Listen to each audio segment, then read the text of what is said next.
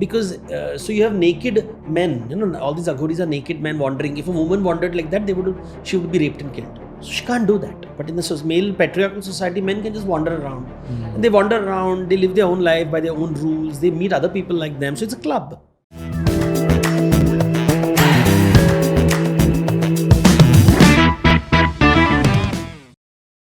I know you're a man of science, you've studied medicine, you've told me that how, that gave you structural thought in your head.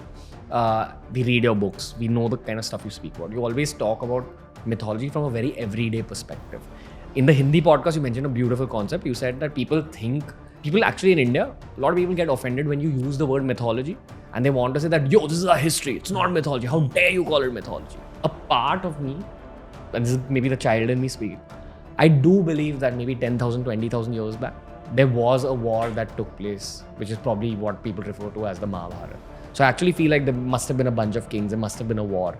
I don't know how concepts like Rakshasas, concepts like all these magical weapons, atom bombs, like we talk about Brahmastra, one of the most powerful weapons ever used in history. Maybe there was a concept of atom bombs. Maybe science was advanced in that phase. The first part of the wide question is, sir, do you feel it happened? The second part of the wide question is something I gotta thank the History Channel for, which is that was there a role of aliens in this whole situation? Because the West looks at a lot of Indian epics in that light. Yeah. That, okay, there were aliens, there were scientific advancements, we hear about flying machines. So did it happen? And what's the magic in it? The short answer is no. Okay. No aliens, no ancient civilizations. The thing is, the human imagination is fabulous. If I see a man, that is what makes us special. We can imagine, right? If I can imagine flying, I can imagine going underwater. I can imagine a weapon that can go forwards and backwards, left and right. Humans have created technology because we could imagine. First you imagine a technology, then you build it. You imagine, and we underestimate the power of imagination. And our imagination is always going to be greater than our reality. There is a Brahmastra which exists, it exists in our imagination. If you value science, you will value evidence, measurement. So you start going into the past, and you know that Indian civilization, the Harappa is 4,500 years old, not 10,000 years old. 10,000 years ago, there was nothing in India. There were tribes who were wandering around and nothing else. So you have prehistoric stones and megalithic cultures and dolmens and all that. And they would tell each other stories, right? And all kinds of stories they would have told. So that's all that is there. And we just we want to believe that it exists. It's like saying, does love exist? Does justice exist? Justice doesn't exist. It's an imagination. Equality, imagination.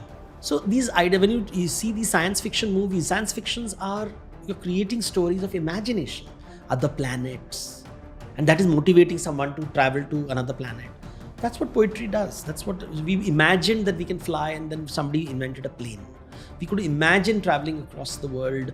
Like every day you eat food and you're cooking every day, and you're eating food, and every day you're cooking, every day eating, and then you imagine, one day there will be a vessel that will produce food without meat cooking. And that is how the idea of cornucopia comes.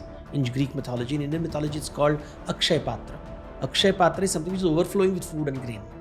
Now, so these are ideas which come from basic human needs. Like you are like every day saying that, I wish if I just imagine it will manifest itself.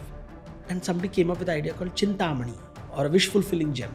Hold it in your hand, whatever you want, you'll get. So we create these imaginations. That's all it is. Aliens is something which is very popular in America. It became very popular as science. We discovered the moon and all that. So in the last 100 years, you won't find these ideas before 100 years. So this whole idea of the other people from other planets are coming to India. The world, you see, alien stories are not very popular in India. Bollywood does not produce alien stories. Hollywood does. You have to ask yourself, why does Bollywood not produce so many aliens? We have to think one Krish or something like that. And people, in the end, it became Krishna. Ghoom fir ke, it became God of Hinduism. Because we can't handle these alien ideas. Like E.T. was such a big film in Hollywood. We couldn't replicate it in India because you have superhero movies in Hollywood. You try to create a superhero in Hindi, it will be a super flop. It doesn't work because Rajinikanth doesn't have to wear costumes to be a Superman. He can throw cigarettes and fly in the air and do all sorts of crazy things without wearing a suit. So these idea of aliens is very American, European ideas. And the problem with white people is, unfortunately, they think whatever they experience is universal. So they don't realize the world doesn't think like them. The world doesn't have the same ideas. This is one thing that the West cannot handle is that they are not the world. They are the West. They are not the East. They are not the North. They are not the South. They are not the center. It is very difficult to white people and the Western civilization to realize. So they are always thinking there is someone coming from outside. No, they're coming from around you. It's aliens. So when you talk about zombies, you're really talking about your fear of immigration. You fear immigrants and you call them zombies. They're coming continuously to eat you, to take away everything that is yours. And your fear is projected in the idea called zombies. But zombies, when did zombie movies start? They started when immigration became an issue. And they always cross the walls. I don't know if you see the World War Z movie where they keep crossing the wall. So however big a wall you'll build, we will cross and come and eat you. It's your fear which you have transformed into zombie. What is superhero movies? Let's look at superhero movies. Superhero movies, why does the hero have to hide the superpowers? It comes in oldest superhero kind of character is Scarlet Pimpernel. Scarlet Pimpernel is a very famous English story of this French man who would pretend to be very ordinary, but secretly he would be a great swordsman. So Scarlet Pimpernel, Zorro had masks. So you want to hide your talent. You don't want to tell the world how talented you are. You want to. So you always. Why do you have Peter Parker not telling the world I'm Spider-Man? Why does he have to wear a mask? Why does he have to hide his? Why does he want to be ordinary in public and then extraordinary, and he doesn't want to share his extraordinariness? That is an issue in the West. Because how do you deal with being talented? When you're in a mediocre world, when you're super talented, you lose your friends because I get isolated. Your friends don't be friends with you. This idea, this horror of life that when my talents alienate me from my friends manifests in a superhero movie. That issue is not there in India. And therefore Indians don't create superhero movies. It doesn't connect with us. We try. I know every Bollywood writer who has tried to approach me wants to do superhero movies, and I'm like, India mein nahi chalega, Bhojpur mein nahi chalega, Jaipur it will not work in India. And they keep saying, why won't it work? I said, every culture has its own storytelling techniques. Anime movies is Japanese. You can't create anime in India because anime satisfies a very particular interest in Japan, which is, so when you go to Japan, they have got these huge libraries with anime. Even the Americans, although now every young person is consuming them, it's a very small proportion of the world. It is not culturally connecting with the rest of the world. That kind of comic culture.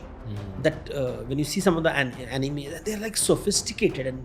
But the way the animes are written in Japan are very different from the way superhero comics, DC, Marvel appears, or Thanatos. And look at all the American obsession with wanting to save the world. So Batman saves the world, Superman saves the world, Spider-Man saves the world. Everybody's saving the world. Why do you want to save the world? It is coming from Jesus complex. Like, Jesus will save the world. Instead of Jesus, you have Superman. Instead of that, you have Batman. Because the need to save is a very big American idea. Evangelism. It's not there in India. Indians don't have the concept of savior. Indians have cooler concepts like Aghoris and Kala Jadoo. Yeah, so we have got different ways of looking at the world. So the Aghoris and the Kala Jadus are, ask yourself, why do you want Kala Jadoo? Because you want to be powerful. What is Kala Jadoo for people who've never heard the term? So it's black magic, basically. Kala, black, Jadoo, magic. But what is it? See, any supernatural activity that hurts you is black magic.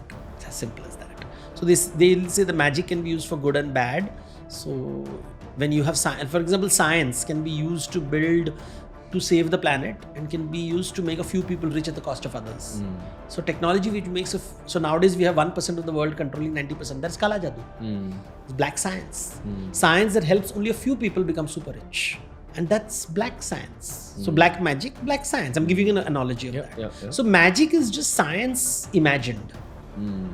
But what's the logic of, like, when we talk about Aghoris or Naga Babas and the practices of eating flesh, where does all this originate from? So these are people who didn't want to be part of society. So India has a very vast tradition of people who don't fit into society. They don't want to marry and produce children and live this ordinary life. They want to be different.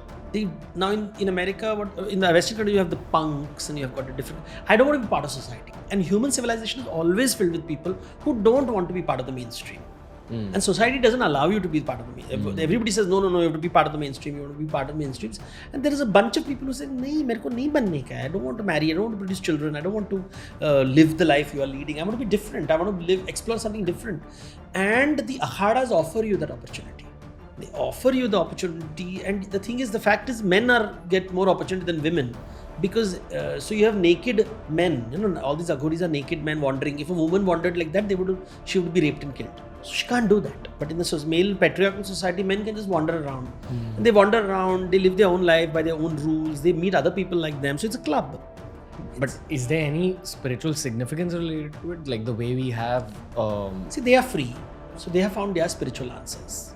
They find their answers. For them, it's Shiva. They want to be free of all bonds, and they live life on their own terms. They have rules within the organization because that gives them a support structure. Yeah. But effectively, everybody's left alone. You do your own thing. And you sort of have some kind of support structure because you need some. You're traveling around and you know where to go. Ye akhada se wo akhada jao. But it's basically freedom.